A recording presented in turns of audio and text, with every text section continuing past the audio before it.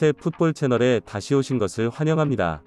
최신 국내외 축구 소식을 실시간으로 확인하세요. 특히 이적 소식과 축구 경기. 재미있으셨다면 좋아요와 구독을 눌러 저를 응원해주세요. 이번 시즌 손흥민의 남다른 각오가 그를 깨웠고 수년 전 득점왕 이처럼 큰 활약을 기대하고 있는 두 개의 숫자에 만족하지 못하는 엔지니어 포레스터 스테고글로의 공격 축구가 토트넘에서 먹힐지 정말 궁금하다. 프리시즌 3차전에서 손흥민은 공격 포인트를 넣지 못했지만 손흥민이 적극적인 공격을 여러 번 펼친 것은 부인할 수 없다. 프로팀을 상대로 골을 많이 넣는다고 해서 강한 건 아니잖아요. 하지만 바르셀로나전이라면 얘기가 다르다. 지난 시즌 챔피언스리그는 지난 시즌 유럽 5대 리그에서 가장 적은 실점을 기록했고 세계에서 가장 많은 팬을 보유한 팀 바르셀로나. 세계에서 가장 많은 팬을 보유한 팀 바르셀로나와 경기만 해도 정말 뜨겁다. 토트넘은 일요일 밤 10시에 개막전을 치른다. 샤흐타르전 이후 이틀간의 휴식과 바르셀로나전은 시즌 중에도 자주 거치지 않는 일정인데 프리시즌 경기란? 그는 로메로와 전혀 결혼하지 않았지만 손흥민과 결혼했고 그가 손흥민을 어떻게 대하는지 조금 혼란스럽다. 손흥민, 케인, 미음, 메디슨, 호이버그, 우도. 바르셀로나전인데도 신입생 경기라는 것이 제1기준인 것처럼 실태를 고려한 포메이션이었다. 토트넘과 달리 바르셀로나는 레반도프스키의 하피냐를 교체 선수로 두고 많은 선발 선수들로 구성된 호화로운 스쿼드를 선보였습니다. 분명하지 않습니까? 실제로 바르셀로나는 뼈를 쏟으면서 4에서 2로 이겼다. 그러다 레벨 차이가 났는데 전반 초반 3분의 점수가 3에서 7에 가까웠는데 이때쯤 토트넘이 강팀에 적응했다가 다시 적용했다. 공격 유형은 즉시 포메이션을 끌어올리는 싱가폴 템프스에 사용되는 전략과 유사합니다. 당연히 바르셀로나는 뒤처진 공간으로 향했지만 수비진들이 이를 잘 막아냈고 전반 24분 페리스 크로스에 루카스가 골문을 터뜨렸고 두 번째 휘슬의 의문점에 깊숙이 들어갔다. 스킵은 정확한 샷으로 끝났습니다. 아스널 리버풀은 아무 실점도 하지 않았지만 12분 뒤 다시 스킵, 이번에는 헤딩으로 상황을 역전시켰다. 하지만 운이 아니라 압박과 유기적인 패스로 바르셀로나 수비진을 돌파한 선수들의 조합, 자로 잰 듯 보이는 크로스, 골이 터진 것. 바르셀로나의 무승부는 운이 좋을 수 있습니다. 토트넘의 골이는 확실히 운이 좋지 않습니다.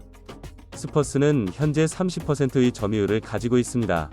토트넘 선수들은 매우 잘 조직되어 공을 잡았을 때 팀원들이 조심스럽게 공을 받은 다음 체계적으로 공격했습니다. 감독님의 공격 전술에 딱 맞고 선수들이 신나게 놀고 있어서 너무 좋습니다. 정말 강팀의 경기를 보는 것 같다. 수년 동안 이른 아침 토트넘 경기를 보며 축구 역습. 손흥민의 골은 훌륭했지만 내가 응원하는 축구는 의미 없이 수비와 패스만 할 줄 아는 축구이기 때문에 정말 아팠고 보기도 어려웠다. 하지만 오늘 새벽 3시 토트넘과의 경기는 비록 손흥민이 출전하지 않았지만 여전히 매우 행복했습니다. 손흥민 후반에 소소한 모습을 보일 것이라는 예상과는 달리 그냥 팀과 함께 스페인으로 갔지만 감독님은 그를 그라운드에 투입하지 않았다. 걱정할 것이 없습니다. 어느 쪽이든 개막전 픽인 토트넘이 후반전에 매우 고른 경기를 펼쳤다는 것이 분명해졌고 패닉에 빠진 바르셀로나는 한균도 토트넘과 같은 다른 주요 선수들도 겁을 먹지 않았습니다. 결국 프리시즌 경기라 감독님이 결과보다 내용을 중시하는 것 같아서 선수 교체 시 더 이상 점수를 지키기 위한 것이 아니라 바르셀로나를 상대로 한 경험에서 배우는 것뿐이다. 이런 역패는 사실 나쁜 감정이 아니라 우리가 바르셀로나를 엉망으로 만들었다는 느낌이다. 사실 손흥민이 이런 상황에 놓였다면 사실상 부진한 위치에 있을 수도 있고 호평을 받을 수도 있으니 푹 쉬고 있는 모양이다. 베스트 11에 뽑힌 비스마르크로 돌아가 하이볼에서 뛰어난 선수임을 증명할 것이다. 그는 기세를 잡기 전에 로스 엔스와 프리킥을 놓고 팽팽한 접전을 벌였지만 다행히 언제 프리킥을 차는지는 문제가 되지 않는 듯했다. 솔직히 페리시치는 경기력이 나쁘지는 않지만 대표팀에서는 손흥민만큼은 못하지만 페리시치가 대표팀에 있으면 손흥민이 강팀으로 인정받을 만큼 충분히 잘했다. 군대. 콘테가 그를 풀백으로 데려온 것이 더 이상하다고 생각하지 않을 수 없다. 로제솔의 미드필더로 선발 출장하는 것은 누구에게나 드문 일이 아니면 미드필더들이 확실히 잘해줘서 산체스도 잘해줬다. 사람이 입는 옷과 어떻게 입느냐에 따라 다르게 보이는 것처럼 매니저도 전술과 입는 방식에 따라 다르게 보일 수 있다.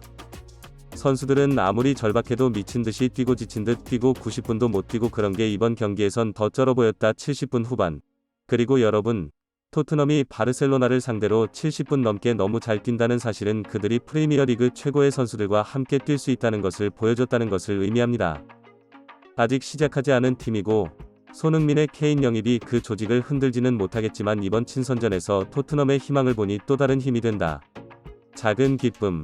대회는 일요일 밤 10시에 시작하는데 개막전에 손흥민이 나왔으면 좋겠다. 손흥민은 지난 시즌 경기력이 좋지 않아 많이 힘들었지만 오늘 타루를 상대로 4번째 골을 터뜨렸는데 톱 레벨에서 뛰면서 이를 증명하는 모습을 보여줘서 고무적이다. 토트넘 호스퍼 선수들은 6일 영국 런던의 토트넘 호스퍼 스타디움에서 열린 프리시즌 친선 경기에서 샤흐타르 도네츠크를 5-1로 이겼다. 하지만 국내 축구 팬들과 언론, 일부 전문가들은 손흥민이 경기 중 어시스트와 골문을 향한 결정적인 슛을 제공하지 않았지만 지난 시즌과는 거리가 멀고 손흥민에 대한 기대가 높아지고 있다고 지적했다. 상승은 이번 시즌에 큰 인기를 끌 것입니다. 하지만 이번 경기에서 손흥민이 특별한 공격 포인트를 넣지 않았기 때문에 다수의 주요 축구계는 말할 것도 없고 숫자만 보는 일부 덕목과 세력이 비판글을 올렸다. 몇 가지 일반적인 주장을 고려하면 노아 곡선의 징후가 분명합니다. 왜 그는 매번 슛을 쏘지 않고 그냥 통과합니까? 의리 망친 선수 살해 다칸의 4골 때 손흥민은 무득점 수준 케인 없으면 망할 토트넘. 하지만 이러한 추가 주장에도 불구하고 경기 후 몇몇 영국 언론은 손흥민의 폼이 득점왕 시절로 돌아가고 있다고 보도했다. 경기 후 인터뷰에서도 손흥민은 자신의 컨디션과 전술 방향이 지난 시즌에 비해 많이 달라졌다고 밝히며 이렇게 개선된 이유를 구체적으로 언급해 많은 국내 축구 팬들이 손흥민의 탁월함을 기대하게 만들었다. 최소 올 시즌 폼 이번 경기에서 손흥민은 단 한 골도 넣지 못했다. 풋볼 매거진은 이번 5골 경기를 면밀히 살펴보며 손흥민이 단 한 골도 넣지 못한 채 다시 득점왕의 모습을 되찾았다고 영국 현지 언론이 보도하는 이유를 분석한다. 당시 손흥민은 싱가포르 라이언 시티전에서 전반전만 뛰었다.